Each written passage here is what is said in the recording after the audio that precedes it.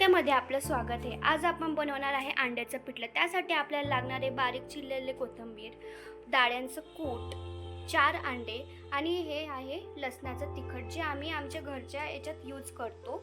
आणि जर तुम्हाला याची लिंक हवी असेल की आम्ही कसं बनवली आणि काय आहे नेमकी तर तुम्ही कमेंट करा, आपण याचं पण रेसिपी बघूयात। चला या मग सुरू करूयात आपल्या आजच्या अंड्याच्या पिठल्याच्या रेसिपीमध्ये। गॅसवर आपण तेल तापत ठेवलंय आणि तेल ऑलमोस्ट तापून गेले। त्यात आपण आपले जे अंडे होते ते फोडून टाकूयात।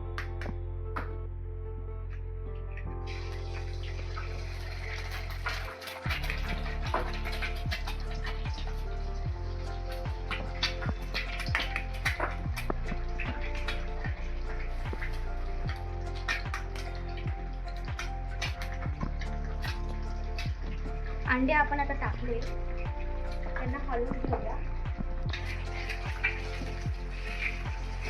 थोडंसं अलगदच हलवायचं त्यांना।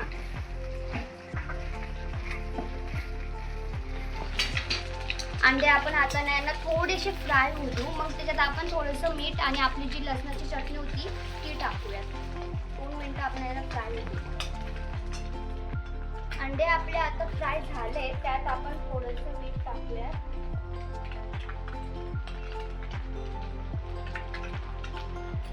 आणि 3 चमचे आपण तिखट लसणाचं तिखट टाकूया।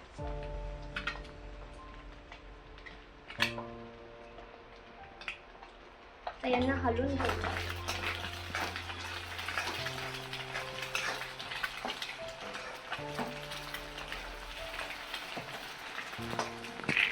तर आता आपण याच्यात थोडं पाणी टाकूयात, 1 ग्लास।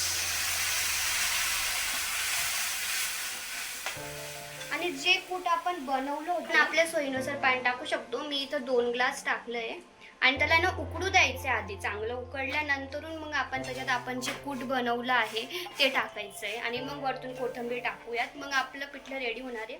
तर आता आपण याला उकडू देऊ आणि तुम्ही तुमच्या सोयीनुसारच तिखट टाका, कारण की आम्ही स्पायसी 3 चमचे टाकले। छान आहे आपलं अंड्याचं रस्सं उकळलं गेलंय। आता याच्यात आपण कोथिंबीर टाकूया।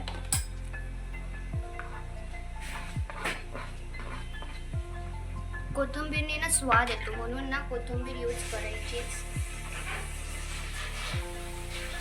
आता त्याच्यात आपण कूट जे बनवलं होतं ते 3 चमचे टाकू। 3 ते 4 स्पून चालेल आपल्याला।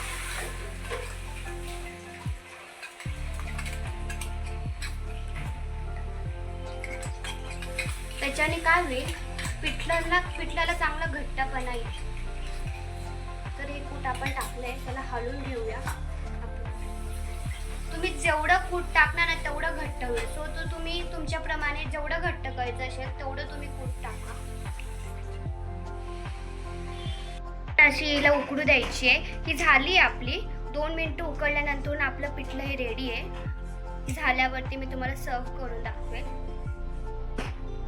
आता आपलं हे पिठलं रेडी आहे छान असं। आता आपण याला बस सर्व करून घेऊया प्लेटमध्ये।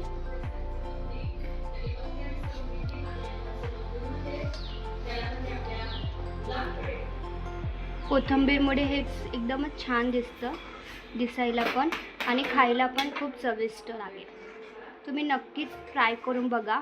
आणि हे मस्त गरम गरम भाकरसोबत खाल्लं ना, मस्त असं भाकरसोबत सर्व खायचं आणि छान कांदा घ्यायचा, एकदम छान लागेल। तुम्ही एकदा ट्राय करून बघा आणि ही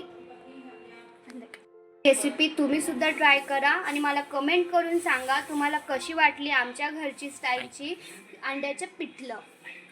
लाईक आणि शेअर कमेंट तिघंही करा। नवीन नवीन रेसिपी जर तुम्हाला बघायच्या असतील आणि खायच्या असतील तर प्लीज सबस्क्राईब करा घरच्या तडक्याला।